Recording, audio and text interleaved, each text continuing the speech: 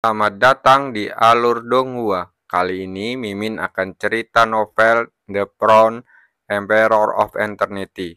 Sebelum mendengarkan jangan lupa subscribe, like, komen, dan share ya biar Mimin tambah semangat. Selamat mendengarkan. Melanjutkan episode sebelumnya, di ruang kuno hanya suara ombak yang terdengar di tengah lautan spiritual. Sinar cahaya terang memancar, terjalin menjadi singgasana ungu kemasan di udara. Di atas tahta ilahi, sesosok muda duduk bersila dengan tenang. Dan gelombang kekuatan dahsyat memenuhi udara dari tubuhnya. Air laut di bawahnya terus melonjak. Namun betapapun kasarnya, singgasana tetap kokoh seperti batu. Lambat laun, seiringnya berjalannya waktu, permukaan air laut turun dengan lambat. Seperti kekuatan di dalamnya telah diserap. Pada saat yang sama, cahaya yang dipancarkan dari singgasana semakin cemerlang. Dan seluruh permukaan laut memantulkan cahaya menyilaukan di bawah cahaya ungu kemasan. Dari kejauhan, terlihat seperti lautan berwarna ungu kemasan. Dan saat cahaya ungu kemasan menjadi semakin menyilaukan, gelombang menakutkan perlahan menyebar dari singgasana. Sepertinya sesuatu yang buruk sedang terjadi. Fluktuasi air laut menjadi semakin bergejolak, dan ombak-ombak besar menderu-deru di angkasa, menimbulkan gelombang suara yang rendah. Mata Cukuang tiba-tiba terbuka, dan cahaya ungu kemasan tajam keluar dari matanya. Kemanapun cahaya lewat, air laut di depannya berkoyak, dan jurang gelap pun muncul. Tahta Dewa 9 segel muncul, teriak Cukuang pelan, dan tangannya tiba-tiba berubah menjadi seperti angin.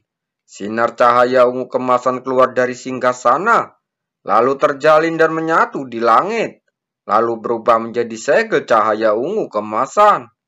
Segel cahaya itu tergantung di udara, sedikit bergetar, dengan riak yang terlihat dengan mata telanjang, memancarkan aura menakutkan yang sangat membuat jantung orang berdebar-debar. Kumpulkan. Cukuang mengangkat kepalanya menghadap 9 segel cahaya ungu kemasan dengan telapak tangannya, dan tiba-tiba menggenggamnya. 9 segel cahaya ungu kemasan bertabrakan secara instan, dan gelombang kekuatan yang menakutkan muncul membalikkan laut di bawahnya. Seiring berjalannya waktu, 9 segel cahaya secara bertahap bergabung menjadi satu, dan aura menakutkan yang tak terkatakan terdampak pada langit di segala arah. Tongkat penghancur 9 segel. Suara yang dalam bergema, dan badai ungu kemasan besar muncul di langit. Badai itu mencapai ketinggian 10.000 kaki. Seluruh tubuhnya bersinar dengan kilatan ungu kemasan. Cukuang bergerak dan muncul di atas badai ungu kemasan. Dia memegang telapak tangannya ke bawah, dan badai ungu kemasan yang sangat besar dengan cepat menyusut, mengembun menjadi tongkat ungu kemasan sepanjang 1.000 kaki. Pada tongkat ilahi ada kilauan ungu kemasan yang sangat kental, dengan garis-garis misterius di sekujur tubuhnya, dan suara seperti kehancuran datang darinya. Melihat tongkat penghancur surga yang sangat mempesona di bawah, mata Cukuang berkedip, dan kemudian ekspresi gembira muncul di wajahnya. Metode pamungkas dari tahta Dewa 9 segel, tongkat penghancur surga 9 segel benar-benar dikuasai olehnya. Dengan gerakan telapak tangannya, tongkat penghancur surga berubah menjadi aliran cahaya, lalu menembak ke arah tangannya. Cukuang melihat tongkat dewa ungu kemasan berukuran sekitar 10 kaki di tangannya. Udara sejuk samar datang darinya, membuat hatinya bergetar kehebat. Tongkat penghancur surga yang menakutkan. Jika saat menghadapi gabungan Haoyan dan yang lainnya, dia sudah memiliki tongkat penghancur surga, dia tidak perlu berusaha lebih keras. Ketiganya bisa terluka parah hanya dengan satu pukulan tongkat. Tian Yizi, mungkin aku akan mengejutkanmu saat kita bertemu lagi. Cukuang tersenyum tipis. Alisnya tajam dan ada cahaya dingin menyinari pupil matanya yang gelap. Setelah beberapa saat, dia menenangkan gejolak di hatinya, melirik lautan spiritual di sekitarnya, dan segera merasa sedikit menyesal. Pada saat ini, setengah dari lautan spiritual telah lenyap. Jelas sekali, ketika dia memahami segel terakhir dari kursi Dewa 9 segel, dia menghabiskan terlalu banyak kekuatan lautan spiritual. Dengan kekuatan spiritualku saat ini, jika aku menggunakan tongkat penghancur surga, aku hanya bisa menggunakan kekuatan lautan spiritual. Konsumsi kekuatan mental yang dibutuhkan oleh tongkat penghancur surga 9 segel sangat menakutkan. Sehingga dia tidak dapat dipadatkan bahkan jika semua kekuatannya telah habis. Jika dia ingin menggunakannya, dia hanya bisa mengeluarkan kekuatan lautan spiritual untuk mengganti kerugian yang tidak mencukupi. Namun dalam kasus ini, kekuatan lautan spiritual akan sangat berkurang. Dan saya khawatir, lautan spiritual akan mengering sepenuhnya dalam beberapa kali penggunaan. Memikirkan hal ini, Cukuang Seng menggelengkan kepalanya. Bagaimanapun juga, lautan spiritual adalah sumber daya yang terbatas. Tidak dapat diisi ulang melalui latihan dan berbagai objek eksternal seperti kekuatan dalam tubuh manusia, sehingga cepat atau lambat akan terkuras habis. Seharusnya batas waktu 5 hari sudah tiba. Cukuang Seng mengangkat kepalanya untuk melihat ke depan. Matanya seolah menembus semua rintangan dan melihat situasi di luar. Kata-kata itu masih bergema di angkasa, tapi sosoknya telah menghilang. Dunia luar. Cukuang Seng berdiri di atas sebuah bangunan, memandang ke arah malam yang gelap. Dengan ekspresi samar muncul di wajahnya. Dalam beberapa jam ini, akan menjadi batas waktu Palvin Kisah untuk meninggalkan kota Huanbing. Jika ada konspirasi antara Gunung Tianyi dan Palvin Kisah, itu pasti akan terungkap.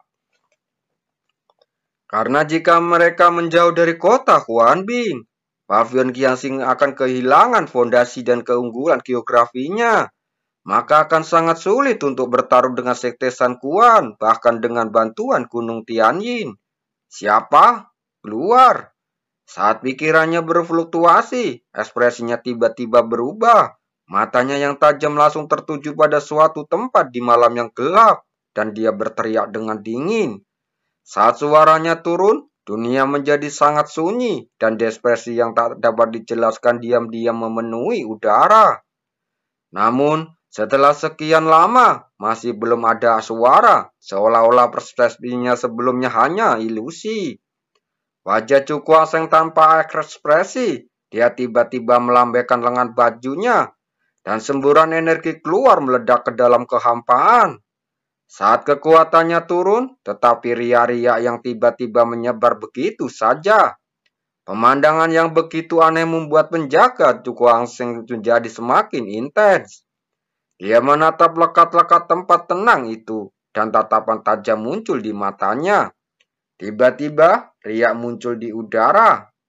Seiring berjalannya waktu, riak-riak tersebut menjadi semakin deras, dan akhirnya berubah menjadi gelombang udara yang mengamuk. Tubil mata Cukuang Seng sedikit menyusut saat ini. Kemanapun dia memandang, sosok tubuh mengembun dengan aneh. Pengunjung itu terbungkus jubah hitam dan seluruh tubuhnya terbungkus dalamnya, dan aura dingin memenuhi udara. Siapa kamu? Dia bertanya dengan waspada. Mendengar ini, pria berjubah hitam itu seperti mengangkat kepalanya.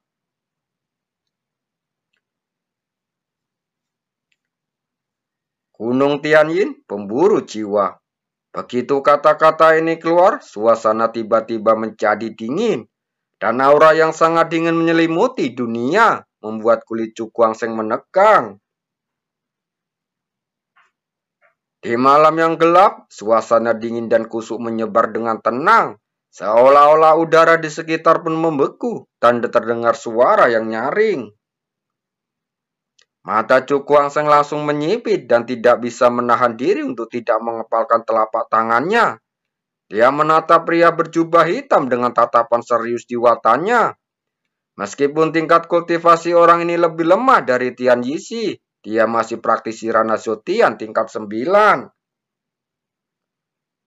Dan aura berbahaya yang diberikan kepadanya tidak kalah oleh Tian Yixi.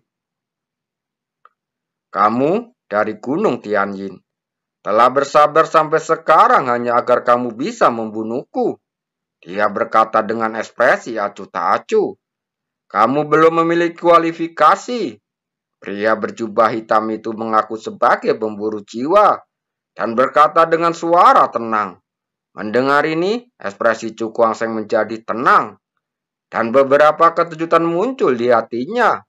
Mungkinkah Gunung Tianjin punya konspirasi yang lebih besar? Jika benar, itu akan sangat merepotkan. Ayo bertindak.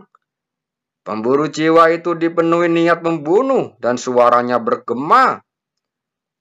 Aku tidak ingin lawanku menjadi mayat tanpa memiliki kekuatan untuk melawan. Matanya seperti pisau. Dia menembak pria berjubah hitam itu sambil menyeringai. Apakah kamu begitu yakin bisa membunuhku? Seharusnya tidak ada masalah. Pemburu jiwa berkata dengan tenang, seolah dia tidak bisa mendengar sarkasme dalam kata-katanya. Sebelum dia selesai berbicara, tubuh pemburu jiwa tiba-tiba bergetar, lalu berubah menjadi cahaya hitam dan menghilang. Saat pemburu jiwa menghilang, Chu Guangsheng merasa merinding di sekujur tubuhnya. Tanpa ragu sedikit pun, dia segera mengaktifkan kekuatan di tubuhnya. Cahaya menyilaukan membumbung ke langit. Formasi besar dengan cepat terbentuk di sekitarnya, dan kekuatan cahaya tak terbatas keluar darinya. Sungai cahaya, Chu Guangsheng membentuk segel dengan tangannya, dan menembakkan telapak tangannya terus-menerus, memadatkan 3 sungai cahaya secara beruntun. Begitu sungai cahaya cerah itu muncul, sungai itu mengalir deras ke ketiga arah bawah di desakannya. Ketiga arah ini semuanya dipenuhi fluktuasi aura dingin. Sungai cahaya jatuh dan langsung menghantam kegelapan. Dalam sekejap, fluktuasi hebat terjadi memicu gelombang udara di sekeliling, menyapu kedalaman kegelapan. Namun, yang mengejutkan ekspresi Chu Guangsheng adalah di bawah serangan yang begitu kuat. Tidak ada sosok yang muncul di 3 tempat di mana fluktuasi aura terlihat. Tidak bagus. Ia merasakan hawa dingin di hatinya. Dan tanpa ragu ia langsung menampar dengan backhand-nya. Kekuatan cahaya yang luar biasa berkumpul dan langsung menutupi telapak tangannya dan meledak ke dalam kehampaan. Udara di sana langsung bergetar hebat. Dan cahaya gelap keluar darinya, langsung berubah menjadi gumpalan benang hitam dan melesat ke arah Chu Guangsheng. Pupil mata Chu Guangsheng langsung menegang. Setelah diperiksa lebih dekat, benang hitam itu dihubungkan dengan belati hitam setipis rambut. Chu Guangsheng menamparnya dengan telapak tangannya, dan belati hitam yang tak terhitung jumlahnya langsung meledak berkeping-keping.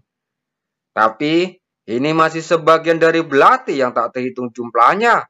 Ketika belati itu memotong telapak tangannya dan menembus kekuatan cahaya menutupi sebagian luar. Darah dengan cepat mengalir keluar dari telapak tangannya. Chu Guangsheng buru-buru menarik kembali telapak tangannya untuk menghindar langsung dari jangkauan formasi cahaya matahari besar. Meledak. Dia berteriak pelan, dan formasi cahaya segera meledak dengan aliran deras mengalir keluar menghalangi benang sutra hitam. Saat formasi itu meledak, bekas cahaya melesat keluar dan menyerbu ke tubuhnya. Dilihat dari penampilannya, formasi cahaya telah menyusut berkali-kali. Tian Yixi benar. Kami benar-benar tidak boleh dianggap remeh saat bertarung denganmu. Fluktuasi kekerasan berangsur-angsur menghilang dan pemburu jiwa berubah ya. Cahaya hitam beredar di sekujur tubuhnya, membentuk pertahanan terkuat menghalangi semua kekuatan kekerasan. Ketika Chu Guangsheng melihat pemburu jiwa saat ini, ekspresinya langsung berubah. Dia sebenarnya meledakkan formasi luar, tetapi orang ini tidak terluka sama sekali. Puncak Rana Zotian tingkat ke-9 memang menakutkan. Dia bergumam pelan. Tampaknya hanya ada sedikit perbedaan antara tingkat menengah dan lanjut tingkat 9. Tetapi dalam hal kekuatan tempurnya, itu telah meningkat beberapa kali lipat.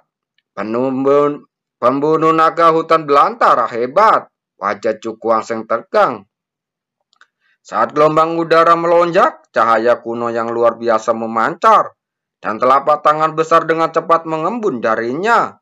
Begitu tangan pembunuh naga muncul, kedua jari itu dengan cepat berubah menjadi warna kristal.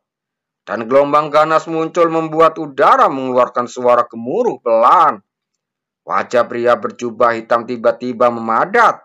Dia menatap telapak tangan kuno dan warna aneh muncul di matanya. Apakah ini seni bela diri yang melukai Haoyan? Kekuatannya sungguh luar biasa. Bukannya dia tidak memiliki seni bela diri yang kuat di Gunung Tianyin yang dapat menyaingi pembunuh naga hutan belantara besar. Hanya saja semakin tinggi level seni bela diri, maka semakin sulit untuk dilatih. Bahkan dengan bakat luar biasa Haoyan, dia hanya bisa berlatih seni bela diri Huan Huang yang paling umum. Tangan Netherworld, pria berjubah hitam itu berteriak, dan cahaya hitam mengembun di telapak tangannya, berubah menjadi tangan gelap yang berukuran hanya beberapa inci. Tapi telapak tangan gelap ini sangat aneh. Ada pusaran air kecil yang berputar di atasnya, dan kekuatan hisab yang menakutkan tak tertahankan mengalir keluar darinya.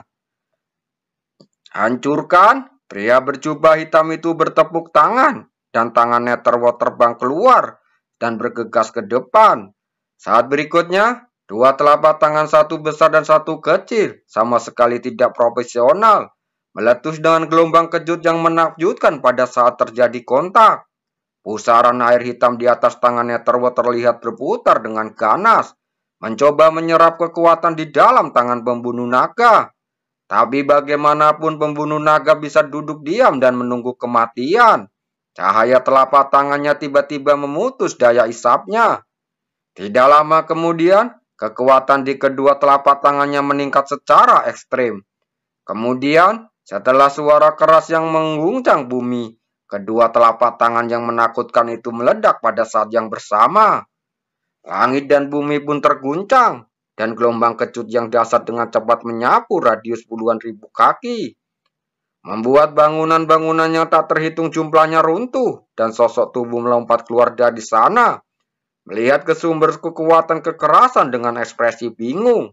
Apa yang terjadi? Mungkin kapal Fion Kisah menyerang Sete San Quan. Di udara yang gelap, Cukuang Seng memuntahkan seteguk darah, lalu mundur beberapa langkah. Lalu menstabilkan tubuhnya, dia menyekat darah dari sudut mulutnya. Dengan melihat ke depan sisi berlawanan dengan wajah pucat. Meskipun pria berjubah hitam itu sedikit terluka, tapi aura kuatnya dan tidak mengalami penurunan apapun. Kekuatan orang ini sangat kuat. Wajah pemburu jiwa itu dingin, dan matanya yang menatap Cukuang Seng penuh dengan niat membunuh. Sekarang, apalagi yang kamu punya? Saat suara pemburu jiwa turun, dan saat dia hendak mengambil tindakan, beberapa hembus angin tiba-tiba datang dari kejauhan. Terima kasih.